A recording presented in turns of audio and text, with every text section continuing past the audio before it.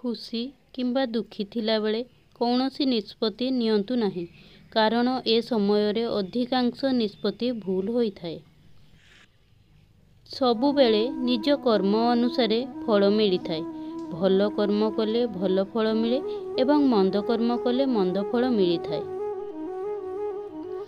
चुप रहिबाठु बड़ केउ जवाब नहीं एवं क्षमा करिबाठु बड़ केउ दंड नहीं। जेतेबेले जणे व्यक्तिर आवश्यकता बदली जाए सेतेबेले कथाबार्ता करिवार तरीका मध्य बदली जाए। मन ही कहार मित्र किंबा कहार शत्रु होइथाए। तेणु निज मन को बुझिले सबुकिछि आमे बुझी पारिबा।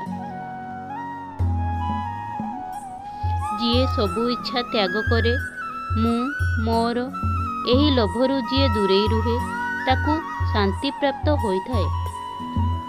बुद्धिमान मनीष बिना लोभरे समाज कल्याण हेतु कर्म करिबा निहाती आवश्यक।